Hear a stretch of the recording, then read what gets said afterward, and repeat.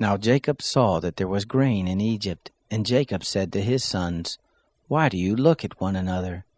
He said, Behold, I have heard that there is grain in Egypt. Go down there and buy for us from there, so that we may live and not die.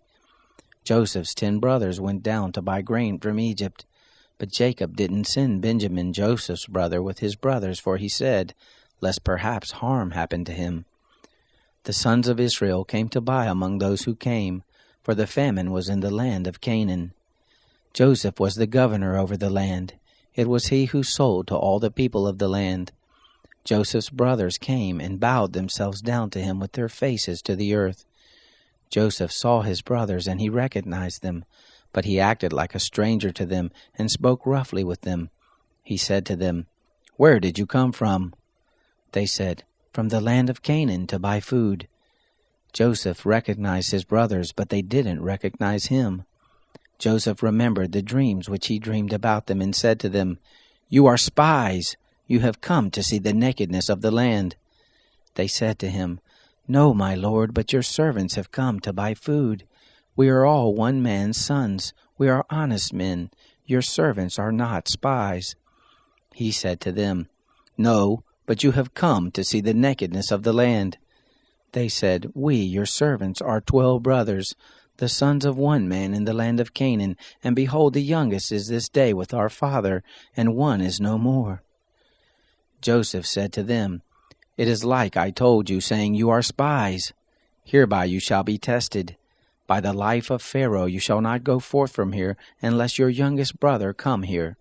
Send one of you, and let him get your brother, and you shall be bound, that your words may be tested, whether there is truth in you, or else by the life of Pharaoh surely you are spies. He put them all together into custody 3 days. Joseph said to them the 3rd day, Do this and live, for I fear God. If you are honest men, then let one of your brothers be bound in your prison house. But you go, carry grain for the famine of your houses. Bring your youngest brother to me, so will your words be verified, and you won't die. They did so. They said one to another, We are most assuredly guilty concerning our brother, and that we saw the distress of his soul when he begged us, and we wouldn't listen. Therefore this distress has come on us. Reuben answered them, saying, Didn't I tell you, saying, Don't sin against the child? And you wouldn't listen. Therefore also, behold, his blood is required.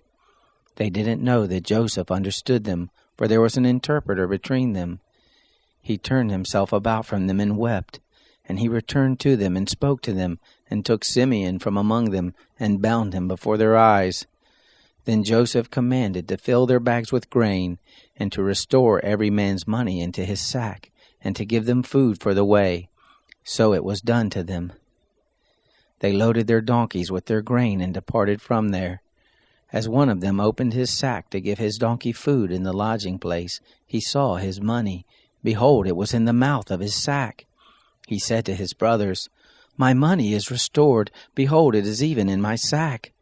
Their hearts failed them, and they turned trembling one to another, saying, What is this that God has done to us? They came to Jacob their father to the land of Canaan, and told him all that had happened to them, saying, The man, the lord of the land, spoke roughly with us, and took us for spies of the country. We said to him, We are honest men, we are no spies. We are 12 brothers, sons of our father. One is no more, and the youngest is this day with our father in the land of Canaan. The man, the lord of the land, said to us, Hereby will I know that you are honest men. Leave one of your brothers with me, and take grain for the famine of your houses, and go your way. Bring your youngest brother to me. Then I will know that you are not spies, but that you are honest men. So I will deliver your brother to you, and you shall trade in the land. It happened as they emptied their sacks, that behold, every man's bundle of money was in his sack. When they and their father saw their bundles of money, they were afraid. Jacob their father said to them, You have bereaved me of my children. Joseph is no more, Simeon is no more, and you want to take Benjamin away. All these things are against me. Reuben spoke to his father, saying, Kill my 2 sons if I don't bring him to you. Deliver him into my hand, and I will bring him to you again. He said, My son shall not go down with you, for his brother is dead, and he only is left. If harm happens to him by the way in which you go, then you will bring down my gray hairs with sorrow to Sheol.